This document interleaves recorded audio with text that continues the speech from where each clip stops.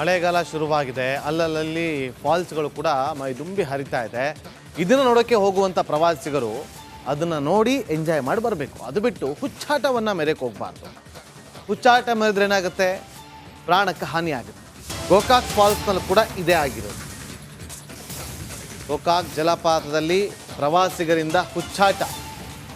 ನೀರಿನಲ್ಲಿ ನಿಂತು ಸೆಲ್ಫಿಯನ್ನು ಕ್ಲಿಕ್ಕಿಸಿಕೊಳ್ಳೋದಕ್ಕೆ ಪ್ರವಾಸಿಗರು ಹುಚ್ಚಾಟವನ್ನು ಮೆರಿತಾ ಇದ್ದಾರೆ.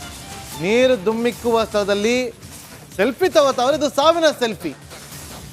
ಬಂಡೆ ಕಲ್ಲುಗಳ ಮೇಲೆ ನಿಂತು ನೋಡಿ, ದೃಶ್ಯಾವಳಿಯಲ್ಲಿ ಗಮನಿಸ್ಬೋದು. ಈಗ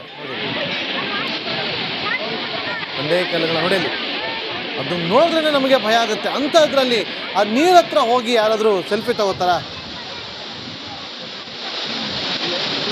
ಯಾರಾದ್ರೂ ಸೆಲ್ಫಿ ತಗೋತಾರ? ನೋಡಿ, ಏನಾರು ಹೆಚ್ಚು ಕಮ್ಮಿ ಆದರೆ ಮುಖಾಮುಖಿ ಗುರ್ತು ಸಿಗ್ದಂಗೆ ಹೋಗ್ತಾರವ್ರು. ಫೋರ್ಸಾಗಿ ಹರಿತಾ ಇದೆ ನೀರು, ಅಲ್ಲಿ ಹೋಗಿ ನಿಂತು ಸೆಲ್ಫಿ ತಗೋತಾರೆ. ಎಷ್ಟೇ ಬುದ್ಧಿವಾದ ಹೇಳಿದ್ರು ಕೂಡ ಜನಕ್ಕೆ ಬುದ್ಧಿ ಬರೋದಿಲ್ಲ. ನೋಡಿ,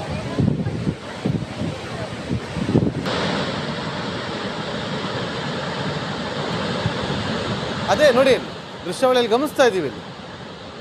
ನೋಡಿ, ಎಲ್ಲಿ ಎಂಥ ಜಾಗಕ್ಕೆ ಹೋಗಿ ಅಲ್ಲೆಲ್ಲ ನಿಂತ ನೀರಿನ ಫೋರ್ಸ್ ಆ ಕಡೆ ಯಾರು ಬಂತು ಅಂದರೆ ಎಲ್ಲ ಕೊಚ್ಕೊಂಡು ಹೋಗ್ತಾರೆ.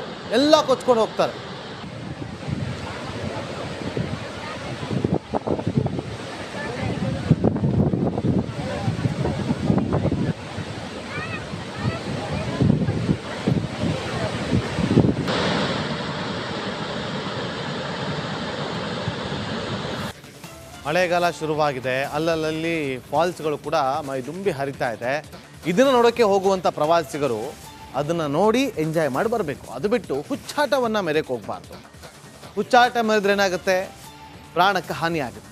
ಗೋಕಾಕ್ ಫಾಲ್ಸ್ನಲ್ಲೂ ಕೂಡ ಇದೇ ಆಗಿರೋದು. ಗೋಕಾಕ್ ಜಲಪಾತದಲ್ಲಿ ಪ್ರವಾಸಿಗರಿಂದ ಹುಚ್ಚಾಟ. ನೀರಿನಲ್ಲಿ ನಿಂತು ಸೆಲ್ಫಿಯನ್ನು ಕ್ಲಿಕ್ಕಿಸಿಕೊಳ್ಳೋದಕ್ಕೆ ಪ್ರವಾಸಿಗರು ಹುಚ್ಚಾಟವನ್ನು ಮೆರಿತಾ ಇದ್ದಾರೆ. ನೀರು ದುಮ್ಮಿಕ್ಕುವ ಸ್ಥಳದಲ್ಲಿ ಸೆಲ್ಫಿ ತಗೋತಾವ್ರೆ. ಇದು ಸಾವಿನ ಸೆಲ್ಫಿ. ಬಂಡೆ ಕಲ್ಲುಗಳ ಮೇಲೆ ನಿಂತು ನೋಡಿ, ದೃಶ್ಯಾವಳಿಯಲ್ಲಿ ಗಮನಿಸ್ಬೋದು. ಈಗ ಬಂಡೆ ಕಲ್ಲುಗಳ ನೋಡಲಿ, ಅದು ನೋಡಿದ್ರೆ ನಮಗೆ ಭಯ ಆಗುತ್ತೆ. ಅಂಥದ್ರಲ್ಲಿ ಆ ನೀರ ಹತ್ರ ಹೋಗಿ ಯಾರಾದರೂ ಸೆಲ್ಫಿ ತಗೋತಾರ? ಯಾರಾದ್ರೂ ಸೆಲ್ಫಿ ತಗೋತಾರ? ನೋಡಿ, ಏನಾರು ಹೆಚ್ಚು ಕಮ್ಮಿ ಆದರೆ ಮುಖಾಮುಖಿ ಗುರ್ತು ಸಿಗ್ದಂಗೆ ಹೋಗ್ತಾರವ್ರು. ಫೋರ್ಸಾಗಿ ಹರಿತಾ ಇದೆ ನೀರು, ಅಲ್ಲಿ ಹೋಗಿ ನಿಂತು ಸೆಲ್ಫಿ ತಗೋತಾರೆ. ಎಷ್ಟೇ ಬುದ್ಧಿವಾದ ಹೇಳಿದ್ರು ಕೂಡ ಜನಕ್ಕೆ ಬುದ್ಧಿ ಬರೋದಿಲ್ಲ. ನೋಡಿ,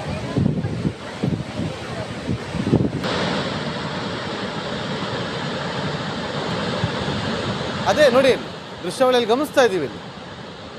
ನೋಡಿ, ಎಲ್ಲಿ ಎಂಥ ಜಾಗಕ್ಕೆ ಹೋಗಿ ಅಲ್ಲೆಲ್ಲ ನಿಂತ ನೀರಿನ ಫೋರ್ಸ್ ಆ ಕಡೆ ಯಾರು ಬಂತು ಅಂದರೆ ಎಲ್ಲ ಕೊಚ್ಕೊಂಡು ಹೋಗ್ತಾರೆ.